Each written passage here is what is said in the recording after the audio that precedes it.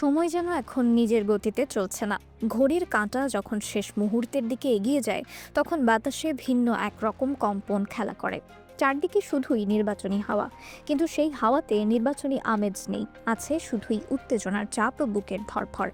আর মাত্র কয়েকদিন বাকি, এরপরই শুরু হবে ত্রয়োদশ জাতীয় সংসদ নির্বাচন।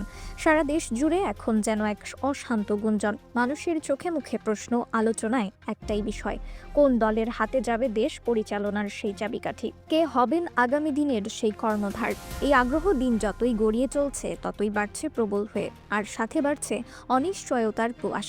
এমন সময় নির্বাচনের আগে মুহূর্তে এসে সামনে এলো একটি জরিপের ফলাফল, যা রাজনৈতিক অঙ্গনে নতুন করে আলোচনার ঝড় তুলেছে।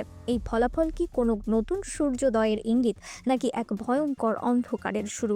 জনগণের নির্বাচন ভাবনা নিয়ে কাজ করে এই জরিপটি পরিচালনা করেছে সামাজিক গবেষণা প্রতিষ্ঠান ইনোভেশন কনসাল্টিং। বিকেলের সেই মুহূর্তটা ছিল অন্যরকম। রাজধানীর ব্যস্ততম কারওয়ান বাজারে বিডিবিএল ভবনের ভেতরে আয়োজিত এক অনুষ্ঠানে এই প্রতিবেদনটি উপস্থাপন করা হয়। ভবনের ঠান্ডা আবহ আর বাইরের কোলাহলের মাঝে গবেষকরা যখন তাদের প্রস্তুতকৃত রিপোর্টটির পর্দা সরাচ্ছিলেন, হলরুমে উপস্থিত সবাই যেন থমকে গিয়েছিলেন। তৃতীয় ধাপের এই জরিপের ফলাফল অনেককেই অবাক করে দিয়েছে, আবার কারো কারো মুখে হতাশার ছাপও স্পষ্ট ছিল। এই পরিসংখ্যানগুলো শুধু কাজের ওপর কালি নয়, এগুলো যেন কোটি কোটি মানুষের হৃদস্পন্দনের প্রতিধ্বনি। উপস্থাপিত তথ্যের বিস্তারিত বিশ্লেষণে দেখা যায়, দেশের বৃহত্তর জনগোষ্ঠীর মন এখন পরিবর্তনের দিকে ঝুঁকে আছে। 52.80% ভোটার, অর্থাৎ প্রায় অর্ধেকের বেশি মানুষ, তাদের ভোট দেওয়ার পক্ষে রায় দিয়েছেন বিএনপিকে। এই সংখ্যাটি কোনো সাধারণ ঘটনা নয়, এটি স্পষ্ট ইঙ্গিত দেয় যে মানুষের মনে এক ধরনের পরিবর্তনের আকাঙ্ক্ষা কাজ করছে। দীর্ঘদিনের অপেক্ষা, হতাশা আর ক্ষোভ যেন এই সংখ্যার মাধ্যমে বেরিয়ে আসতে চাইছে। শুধু তাই নয়, জামাতে ইসলামী ও এনসিপির গঠিত জোটকেও প্রায় 31% ভোটার সমর্থন জানিয়েছেন।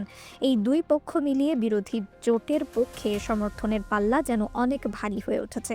এটি কি শাসন ব্যবস্থার এক বড় ধরনের পরিবর্তনের ইঙ্গিত, নাকি এই বৃহৎ সংখ্যাগরিষ্ঠতাই আগামী দিনে নতুন করে রাজপথের দাবি জানাবে?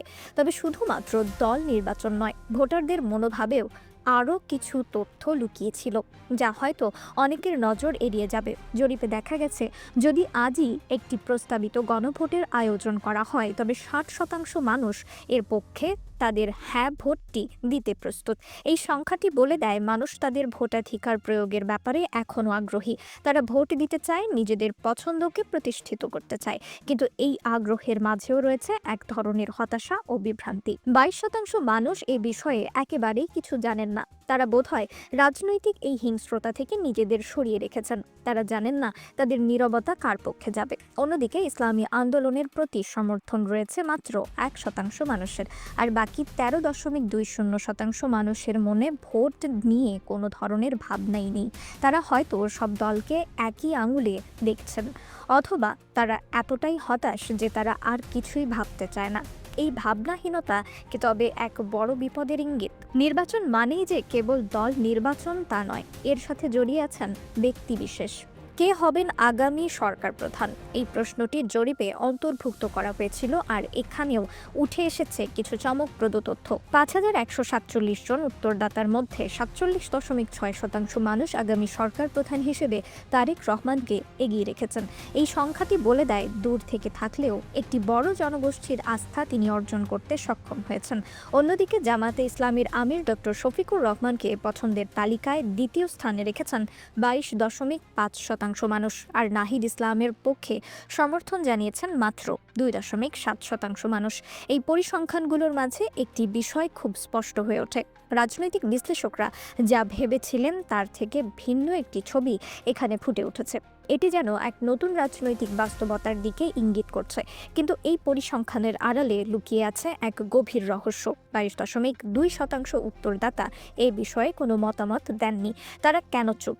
তারা হয়তো ভাবছেন, এই সব সমীকরণের বাইরে কি কোনো পথ খোলা আছে, নাকি তারা ভয়ে তাদের মতামত প্রকাশ করছেন না। এই অনিশ্চয়তাই আসল আতঙ্ক। তবে সবচেয়ে উদ্বেগজনক ও রহস্যময় বিষয় হলো নারী ভোটারদের অংশগ্রহণ। জরিপে দেখা গেছে, অংশগ্রহণকারী নারীদের মধ্যে মতামত দেওয়ার হার ছিল তুলনামূলকভাবে অনেক কম, প্রায় 69.27% নারী কোনো মতামত জানাতে রাজি হননি। এই নীরবতা কি তাদের অসহায়ত্বের বার্তা, নাকি তারা ভয়ে এই আলোচনা থেকে নিজেদের সরিয়ে রেখেছেন? এই প্রশ্নগুলো এখন ঘুরপাক খাচ্ছে অনেকের মনে। নারীদের এই বিশাল নীরবতা কি তবে আসন্ন বিপদের পূর্বাভাস? তারা কি আগামী দিনগুলোতে কোনো সহিংসতার আশঙ্কা করছেন? এই নীরবতা যেন বেশি জোরালো শব্দ করছে কানে। জরিপ উপস্থাপনের সময় গবেষকরা সতর্ক করে দিয়েছেন যে এসব তথ্য বাস্তবিক ভোটারদের চূড়ান্ত সিদ্ধান্তের প্রতিফলন নাও হতে পারে। রাজনীতি এমন একটি ব্যবস্থা যেখানে শেষ মুহূর্তে সব সমীকরণ উল্টে যেতে পারে, কিন্তু এখন যে পরিস্থিতি তাতে মনে হচ্ছে দেশ যেন একটি সমুদ্রের মাঝে ভাসছে, যেখানে যে কোনো মুহূর্তে ঝড় উঠতে পারে। এই জরিপ আগামী দিনগুলোর জন্য একটি সুস্পষ্ট সংকেত দিচ্ছে। একটি দেশের ভাগ্য নির্ধারণের আগে এই অনিশ্চয়তা, এই উত্তেজনা আর এই ভয় সবই একসাথে মিশে এক অদ্ভুত পরিবেশ তৈরি করেছে। মানুষ আশা করছে শান্তি, কিন্তু আশঙ্কাও তাদের পিছু ছাড়েনি। প্রতিটি নাগরিক আজ এক অদ্ভুত দ্বিধায় ভুগছেন। তারা ভোট চান, কিন্তু ভোটের পরিবেশ নিয়ে শঙ্কিত। রাস্তার মোড়ে মোড়ে যেন আতঙ্কের ছায়া। কেউ বলছেন এটি গণতন্ত্রের উৎসব, আবার কেউ বলছেন এটি হতে পারে রক্তক্ষয়ী সংঘাতের শুরু। এই দ্বন্দ্বের মাঝে দাঁড়িয়ে মানুষ দিশাহারা। গত কয়েক মাসের ঘটনা প্রবাহ তাদের মনে এমন এক ভয় ঢুকিয়ে দিয়েছে যা সহজে কাটছে না। তারা দেখছেন নেতাদের আক্রমণাত্মক বক্তব্য, দেখছেন সংঘর্ষের খবর। এই কয়েক দিন যেন কয়েক বছরের মতো দীর্ঘ মনে হচ্ছে। প্রতিটি সকাল আনে নতুন উদ্বেগ, প্রতিটি রাত কারে নতুন আশঙ্কা। এই জরিপের ফলাফল যদি বাস্তবে রূপ নেয়, তবে ক্ষমতার পালাবদল অনিবার্য হয়ে উঠবে। কিন্তু সেই পালাবদল কতটা শান্তিপূর্ণ হবে, সেই প্রশ্নটাই এখন সবচেয়ে বড়। ইতিহাস সাক্ষী দেয়, ক্ষমতার এই ধরনের হস্তান্তর কখনো সহজ হয় না। এটি ঘটে আসলে ধ্বংস লীলার মধ্য দিয়ে, ঘটে আসলে বিপুল প্রাণহানির মাধ্যমে।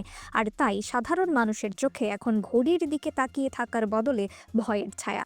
তারা জানে না আগামী দিনগুলো তাদের জন্য কি বয়ে আনবে। হয়তো নতুন কোনো সূর্যোদয়, নতুবা চিরায়ত অন্ধকার। এই অনিশ্চয়তার মাঝে ইনোভেশন কনসাল্টিং এর এই রিপোর্ট যেন একটি হুইসেল। এটি সবাইকে জাগিয়ে তুলেছে। রাজনৈতিক দলগুলোর জন্য এটি একটি সতর্কবার্তাও বটে। তারা যেন বুঝতে পারে সাধারণ মানুষ আর কোনো মিথ্যা প্রতিশ্রুতিতে বিশ্বাস করতে চায় না। তারা পরিবর্তন চায়, কিন্তু সেই পরিবর্তনের মূল্য যেন তাদের জীবন দিয়ে দিতে না হয়। এটাই এখন সবচেয়ে বড় চ্যালেঞ্জ। যে কোনো মুহূর্তে এই পরিস্থিতি বদলে যেতে পারে, যেন ঘড়ির কাঁটার নিচে বিস্ফোরিত হওয়ার অপেক্ষায় থাকা একটি বোমা। আর মাত্র কয়েকদিন, এই কয়েক দিনে ঘুরে যা। এটাই এখন সবচেয়ে বড় চ্যালেঞ্জ। যে কোনো মুহূর্তে এই পরিস্থিতি বদলে যেতে পারে, যেন ঘড়ির কাঁটার নিচে বিস্ফোরিত হওয়ার অপেক্ষায় থাকা একটি বোমা। আর মাত্র কয়েকদিন, এই কয়েক দিনে ঘুরে দাঁড়াবে কি ইতিহাস, নাকি লিখে দেবে নতুন কোনো বিভীষিকা? সময়ই তার উত্তর দেবে। কিন্তু সেই উত্তরের জন্য অপেক্ষা করাটা যেন প্রতিটি মুহূর্তে মৃত্যুর সাথে পাঞ্জা লড়ার মতো কঠিন। রিফাত আরা ইসলাম, ভোরের আকাশ।